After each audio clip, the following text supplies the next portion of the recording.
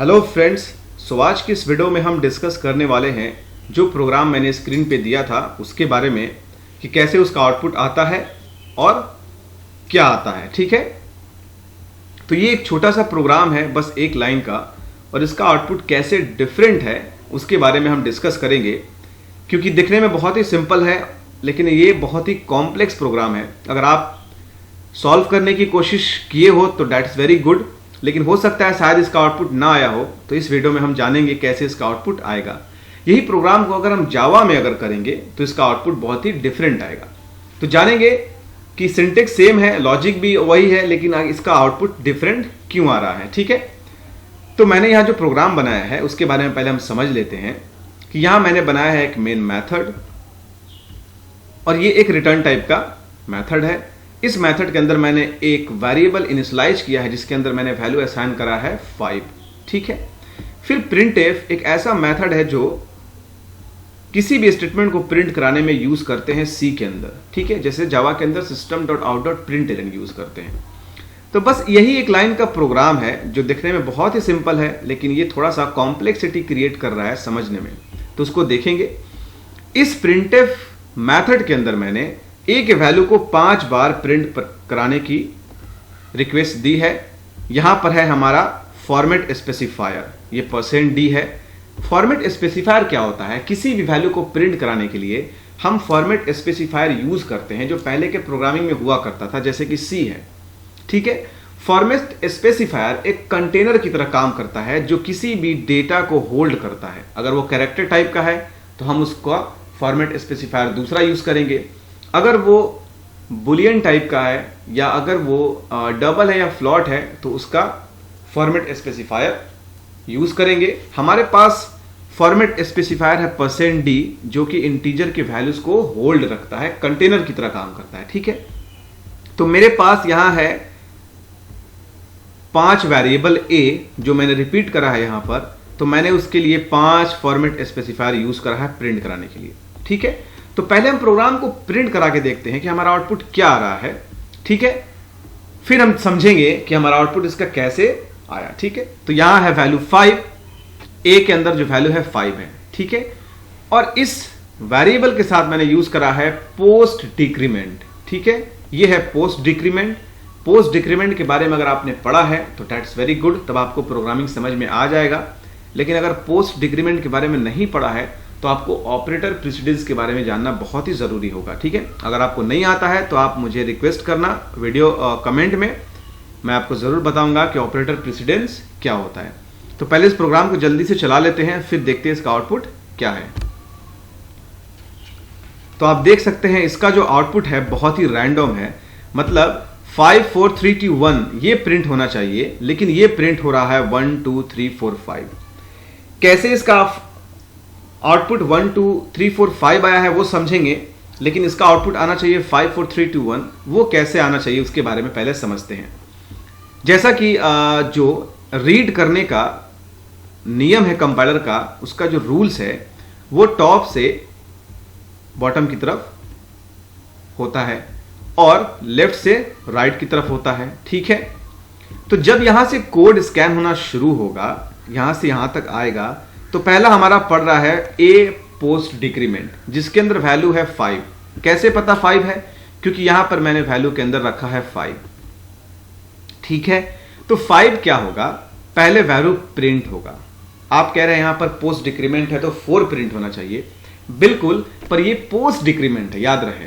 ये पहले value print करेगा, उसके बाद वैल्यू के अंदर वैल्यू को डिक्रीज करेगा। ठीक है, क्योंकि पोस्ट डिक्रीमेंट है। अगर हम प्री डिक्रीमेंट यूज करेंगे तब जाके हमारा वैल्यू पहले डिक्रीज होगा, उसके बाद वैल्यू प्रिंट करेगा। तो ये पहले वैल्यू प्रिंट कर देगा, दैट मीन्स इसका वैल्यू 5 होना चाहिए। उसके बाद फिर डिक्रीमेंट है तो 4, फिर उसके बाद 3 2 1 ऐसे करके होना चाहिए, पर यह ऐसे हुआ नहीं।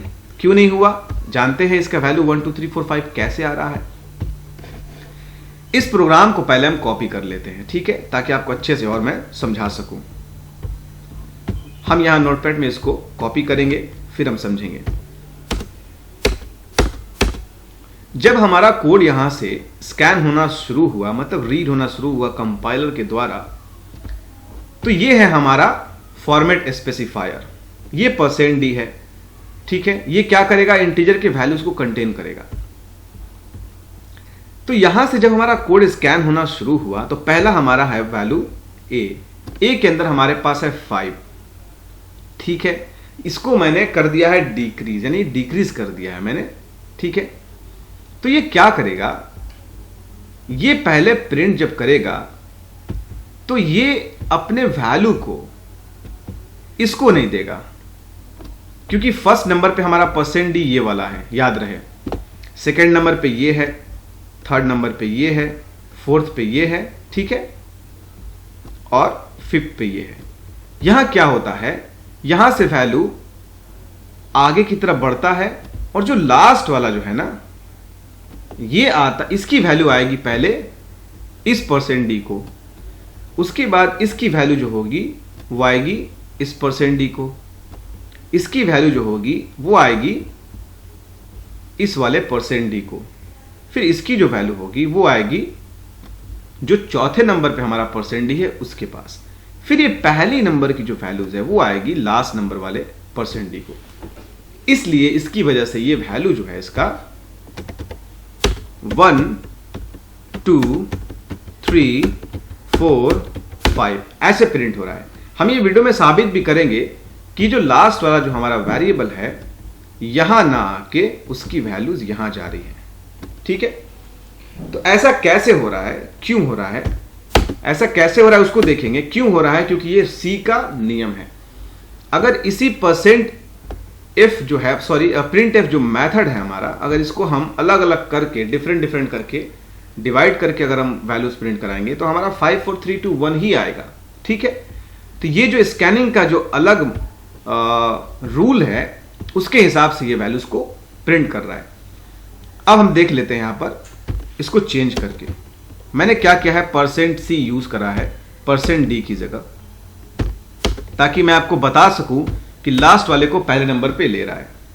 मैंने %c यूज करा है जो कि ये कैरेक्टर के लिए यूज होता है, ये एक फॉर्मेट स्पेसिफायर है, और मैंने यहां पर एक %d लिखा हुआ है, ठीक है। अगर आपका मानना है कि ये पहला वैल्यू पहले %d को मिलेगा तो डेफिनेटली 5 प्रिंट होना चाहिए, पर मैं कह रहा हूं, कंपाइलर कह रहा है कि लास्ट वाला जो हमारा वेरिएबल है उसका वैल्यू पहले %d को आएगा, तो मेरे हिसाब से वैल्यू आना चाहिए 1, ठीक है। इस प्रोग्राम का जो आउटपुट होगा वो मुझे 1 मिलेगा, ठीक है। देखते हैं करके कि क्या सही है।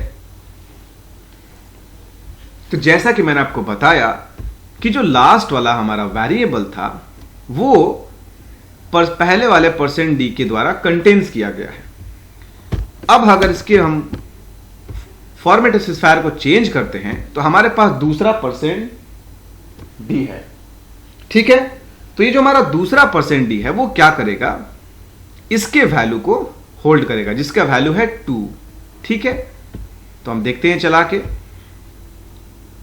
तो आप देख सकते हैं हमारा फिर 2 हो गया। फिर हम क्या करेंगे, इस c को d में बदलेंगे, फिर चलाएंगे तो फिर हमारा 3 हो गया। आप देख रहे हैं जैसा मैंने आपको बताया है कि इसका स्कैनिंग और रीड करने का तरीका बहुत ही डिफरेंट है सिर्फ एक प्रिंटफ मेथड में। अब आपके पास 4 हो गया, अब ये क्या हुआ, आपके पास 5 हो गया, राइट। तो ये है हमारा C का कंपाइलर का स्कैन करने का तरीका। अब 1 2 3 4 5 कैसे आया है ये तो मैंने समझ लिया कि इसके थोड़े फॉर्मेट्स चेंज हो गए हैं। अब ये कैसे हुआ है हम देख लेते हैं। हमारे पास है यहां पर 5 में पोस्ट डिक्रीमेंट है, दैट मीन्स पोस्ट डिक्रीमेंट का मतलब इसके वैल्यू को क्या होना है, डिक्रीमेंट होना है। कब, प्रिंट होने के बाद। तो क्या होगा, पहले ए की वैल्यू में 5 प्रिंट हो जाएंगे, यहां 5 प्रिंट हो गया। अब क्या होगा, डिक्रीमेंट हो गया, तो 5 जो है डिक्रीमेंट हुआ तो बन गया 4। अब यहां क्या हुआ, 4 इसके बगल वाला आएगा, तो ये 4 क्या होगा, प्रिंट हो जाएगा। उसके बाद फिर डिक्रीमेंट होगा एक, तो 4 में एक डिक्रीमेंट हुआ तो हो गया 3।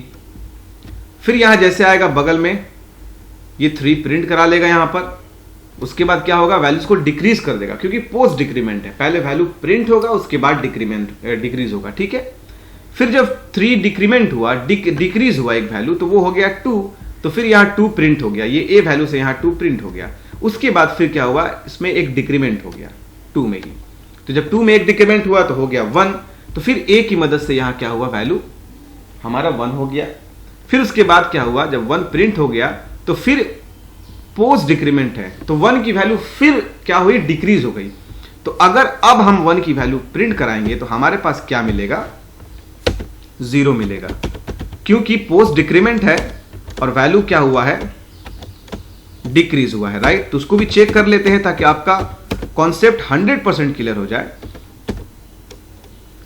अगर हम a की वैल्यू अब प्रिंट कराते हैं तो हमारे पास जो होगा वैल्यू क्या होगा, 0 होगा।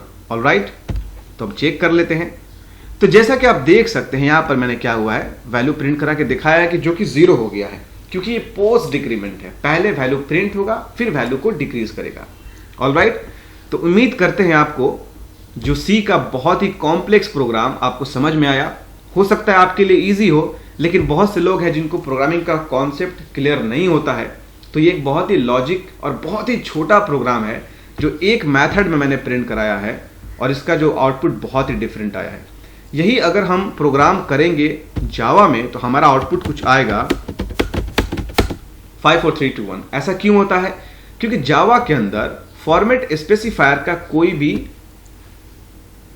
ऐसा कोई आर्किटेक्चर्स नहीं है। हम बस क्या करते हैं, वेरिएबल को कॉन्कैटिनेट करते हैं printf system.out.println मेथड में और हमारा वैल्यू क्या होता है, प्रिंट होता है।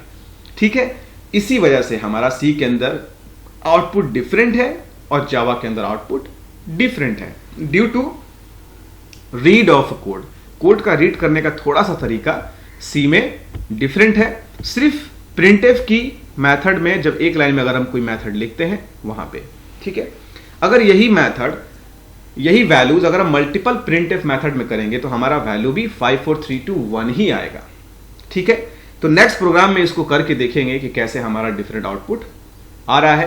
तो आप उम्मीद करते हैं आपको समझ में आ गया। अगर कोई डाउट हो तो आप मुझे कमेंट कर सकते हैं। तो मेरे वीडियो को लाइक जरूर करिए, चैनल को सब्सक्राइब करिए और अपने फ्रेंड से इस तरह के ट्रिक्स को खेलिए उनके साथ। उनको ये जो क्विज है प्रोग्रामिंग का क्विज करिए। मैं आने वाले फ्यूचर में बहुत सारे वीडियोस डालूंगा जिससे आपका प्रोग्रामिंग कॉन्सेप्ट बहुत ही क्लियर हो जाएगा। तो मेरे चैनल को सब्सक्राइब जरूर कर लीजिएगा। ठीक है, अपने फ्रेंड्स को शेयर जरूर करिएगा और उनसे पूछिएगा। ठीक है, हैव अ नाइस डे।